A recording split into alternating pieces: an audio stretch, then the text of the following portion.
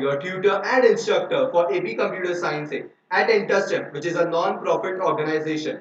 In today's video, our primary focus will be on understanding decision making in Java, which is a very important concept for AP Computer Science. We will also understand what is bidirectional flow of branching using if-else construct and if and only if construct. So let's begin. Decision making in Java. So before understanding conditional flow of control, let me explain you what is natural, or you can say the normal flow of control.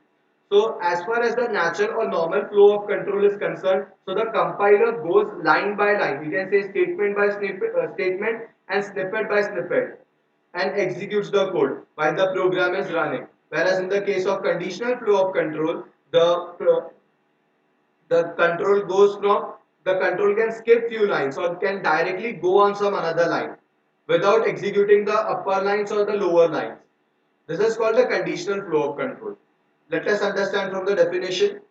Sometimes during the execution of program, the user may need to transfer the control to a specified location in the program by skipping some lines. This can be achieved through conditional flow of control. You can perform this task by applying control statements like if, else, switch case and loop. What do I mean by that? So for example, if the user needs to execute only few lines of the program, or you can say only one or two snippets of the program, whereas the program deals with many more operations, there are choices for the user, but the user wants to execute a specific choice, a specific part of the program. In that case, there should be an option for the user that he can give a specified input and execute a specified program, a specified snippet of the program. That's the reason we use the conditional flow of control. And the examples are if else, if this condition is true, then it will be executed. Switch case we will deal in the coming videos, and loops, which are very important, and we will deal it in the coming video. Bidirectional branching. So what is bidirectional branching, unidirectional branching? You might have come across this terminologies many times while preparing for the AP Computer Science exam. So let us understand these terms today. The statement containing if is referred to as bidirectional branching because it checks the condition and transfers the control to either of the two blocks of statements. What do I mean by that? So in case of unidirectional branching, the compiler, or you can say the control, executes the line by line, the snippet by snippet. From one instruction, it goes directly to the another instruction. It does not skip any block or skip any lines. But whereas if you use conditional flow of control, if you use bidirectional branching, then in that case, the control enters in either of the two blocks according to the input given by the user or according to the condition defined by the programmer. So how can this be achieved? How can we use this in the program? So we can use it in four ways.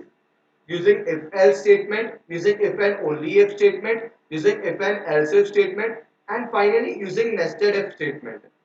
If else construct. What is if else construct? It is a logical situation when either of two actions is to be performed depending upon a certain condition.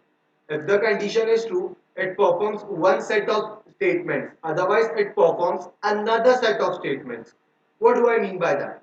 For example, you have written a code in which there is a condition and there are few lines. A block is created from that condition, and later there is an else condition. If the condition is not true, then you have kept it for the backup, that if this the user wants this output but it is not available, so you can provide it as a backup to that output. So there is else construct. So exactly what happens when the control goes to the condition. So first of all, it will check the condition whether it is true or not, and then it will execute that lines of statement. And if it is false, then it will skip those lines immediately and directly go on to the else statement, or we can say the else block. If else construct. So what is if else construct? Let us understand first of all from the syntax. If condition statement 1, else statement 2. Simple syntax, but one thing is to be noted. Both the words if and else should be in lowercase.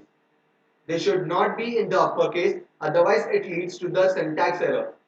You also need to note that any letter of this word cannot be capitalized or cannot be in uppercase. Otherwise, it will immediately lead to the syntax error and the program will not be compiled.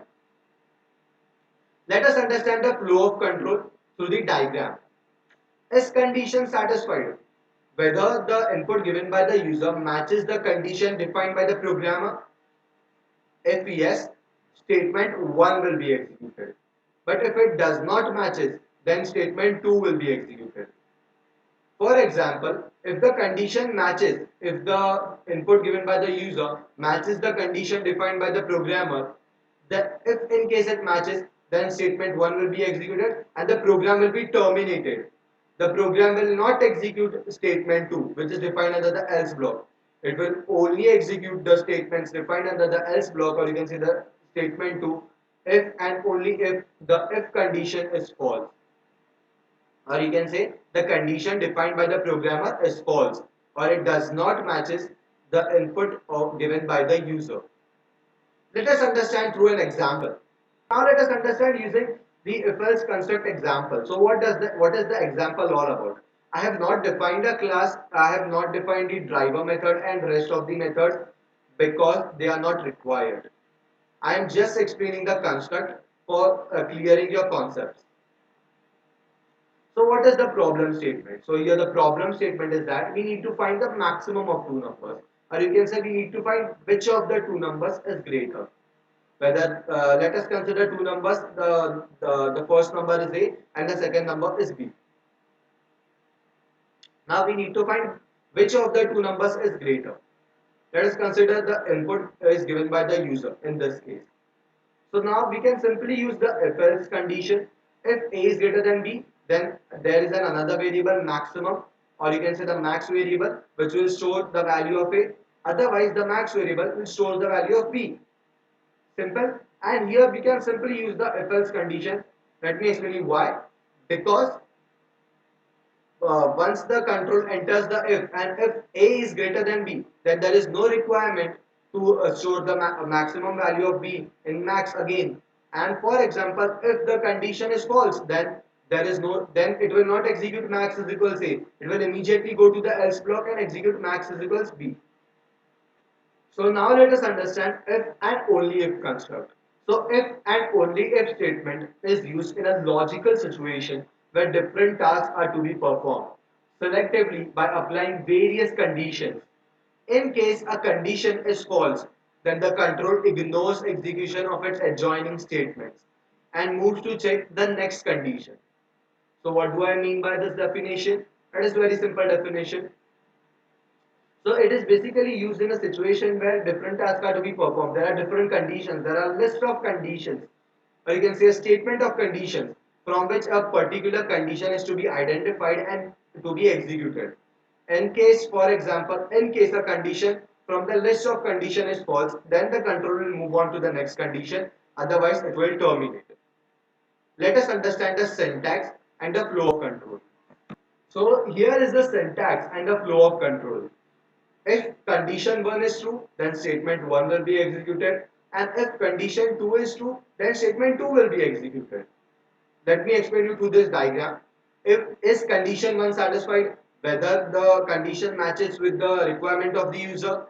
If yes, then statement 1 will be executed and the program will terminate, or you can say that part of the function will terminate if the condition is false, or you can say if the condition does not match the requirement of the user, then it will proceed on to condition 2.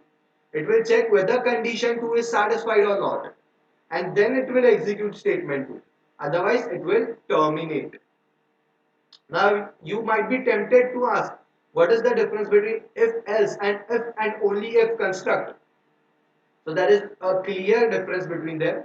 And if and else construct, if for example the condition of the user does not match with the condition, then with the condition defined by the programmer, then it will immediately execute the else block. But it is not the case in if and only if construct. If the condition defined by the programmer does not match the first condition, it will execute the second condition and check the second condition defined by the programmer. If it does not match that condition also, then it will not execute any of these statements. It will immediately terminate without giving any output. There will be no output. But in case of if else, there will be an output, even though it does not matches any of the conditions. So now let us understand if and only if construct through an example. So in this example, we need to find which whether it is a single digit number or whether it is a two-digit number. Very simple, we can use it. We can define it using if and only if construct. If a is less than 10, for example, a is 1, 2, 3, or any of the numbers, but less than 10, then of course it will be a single digit number.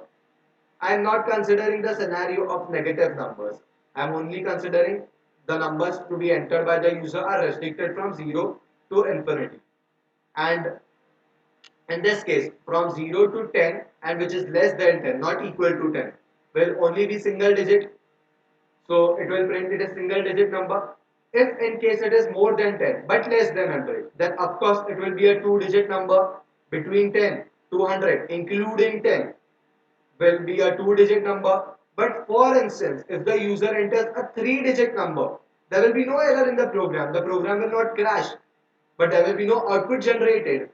There will be no output generated in this case. For example, for instance, let us consider if we would use if else construct in this case. What would happen?